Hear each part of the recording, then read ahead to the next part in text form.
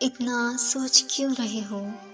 चलो, ये भी ठीक है that you are giving a thought about it, लेकिन इतनी ज़्यादा ओवरथिंकिंग कि किसी से बोल नहीं रहे, बात नहीं कर रहे, बस एक ही चीज़ के बारे में सोचे जा रहे हो, चाहे वो फ्यूचर को लेकर हो, करियर को लेकर हो या कोई मिस्टेक को लेकर।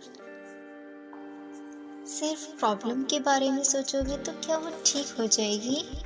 अगर सोचना है तो सॉल्यूशन के बारे में सोचो, और अगर सॉल्यूशन नहीं भी मिल रहा तब भी बेचैन होने की ज़रूरत नहीं है, क्योंकि हर वक्त सॉल्यूशंस रेडी नहीं होते। कभी कभी आपको पेशेंस रखना पड़ता है। किसी चीज़ को ठीक करने के लिए कुछ चीज़ें वक्त के साथ अपने आप ठीक हो जाती हैं, तो किसी चीज़ को तुरंत भी ठीक किया जाता है। ओवर थिंकिंग कर करके अपने दिमाग को गर्म कर रहे हो और कुछ नहीं, और गर्म दिमाग से कोई सॉल्यूशन नहीं निकलता, कोई फैसला सही नहीं होता।